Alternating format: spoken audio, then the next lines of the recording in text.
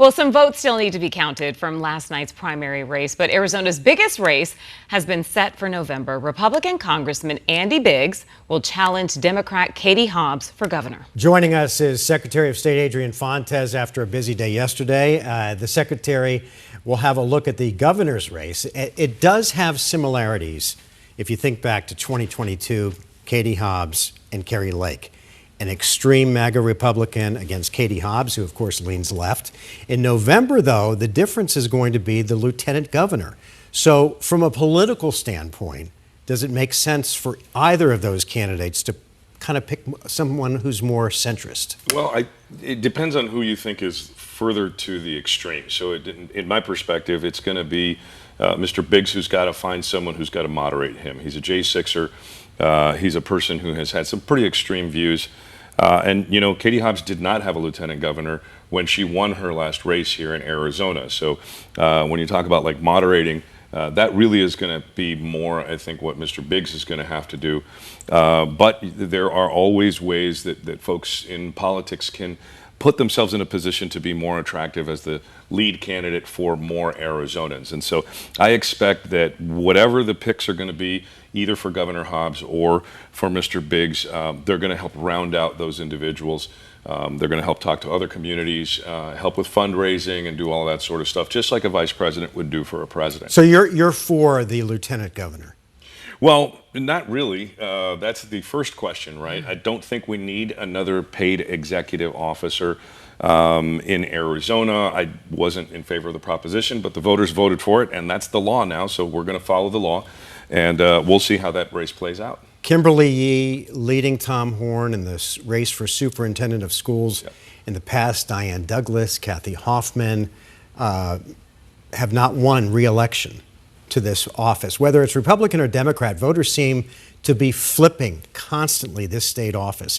First of all, do you think that this was a referendum on ESAs and whether or not they should have guardrails? Well, that's a tough question because you're only looking at a primary. So that if it was a referenda, it was only a referendum as to Republican voters. It was not a statewide look, which is in all of the other cases you mentioned happened at the general. So here you have an incumbent in Tom Horn that looks like, and again, we're kind of preceding the final results, it looks like he's going to get unseated in the primary. And that happens. That's what politics looks like. So I'm not really sure that it's a referenda on anything other than internal Republican Party questions. And then we're going to have really basically an open seat. You're going to have a state treasurer and a former community college president, looks like, in Dr. Ruiz on the Democratic side of the ballot facing off in January. So we'll see what direction the state wants to go as far as that is concerned. And certainly I think there's some very important and very budget-sensitive issues in the ESA voucher programs and how those two candidates propose to administer that program. Adrian, this has been the earliest primary in Arizona, and voter turnout was not great. You just gave us some numbers here just a second ago. Do you think there's a way to get people more interested in the primaries?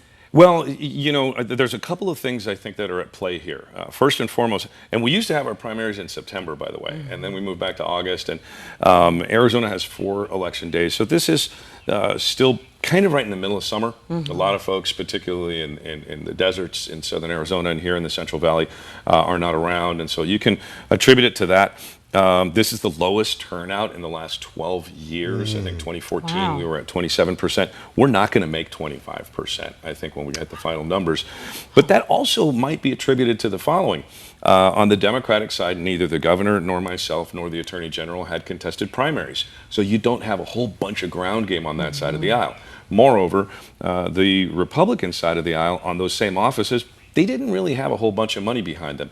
And one very important factor I think folks are forgetting, this is the first time in those 10 years, I think 12 years now, that we haven't had a federal statewide race on the ballot, either president or Senate. And so really the top of the ticket is the governor's race, not a bunch of other federal money and other folks coming in really concerned about the U.S. Senate or the presidency. So that's a different wrinkle here. I wish turnout would be higher. I wish folks would really get engaged in this because whoever the candidates finally are, once we certify these elections in a few days down the road, that's going to be your choices in November. And so this is a really important part of the process.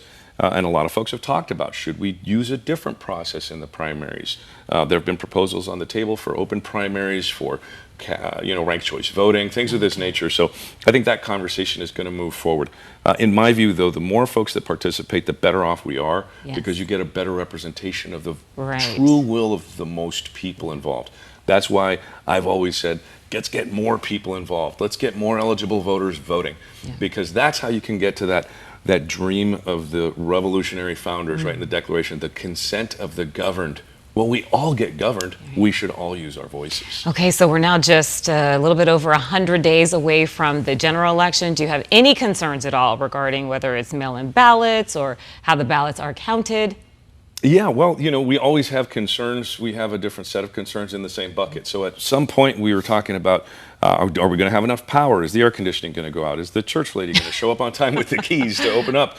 Now we're worried about some of the things that we've seen. Federal interference is a possibility. The president and the Secretary of Homeland Security are kind of jerking around with their letters and their threats. That's a problem. It moves people away. That may impact some of our poll workers and stuff. We do have some technology issues, and we certainly have seen foreign actors trying to get into our systems. That has happened not too far back. But these are all the bucket of things that we have to look at, right? So we've got a couple of extra things to look at in the bucket, but that doesn't mean we don't look at the other stuff. So these are added concerns to the whole list.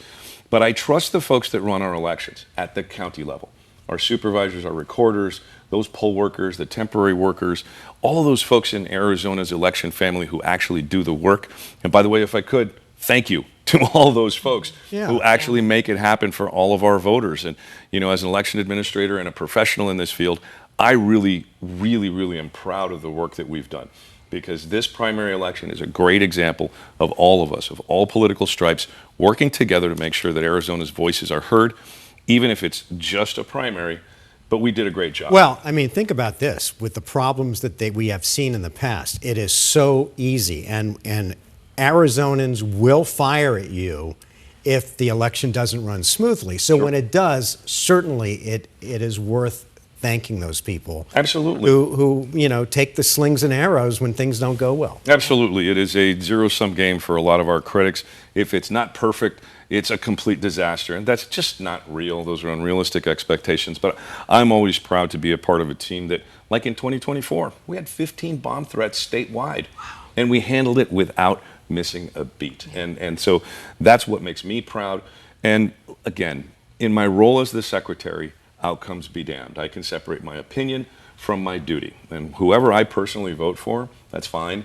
But my duty is to all of Arizona's voters, and so is every recorder, every supervisor, all of these folks who work in our warehouses and our vote centers. So to them goes all of the credit for making this And you've happen. got your own race coming up in the general election. You'll be taking on Alexander Culloden, so good luck to you. Thank you so much. Adrian Fontes, Secretary of State, joining us tonight. Well,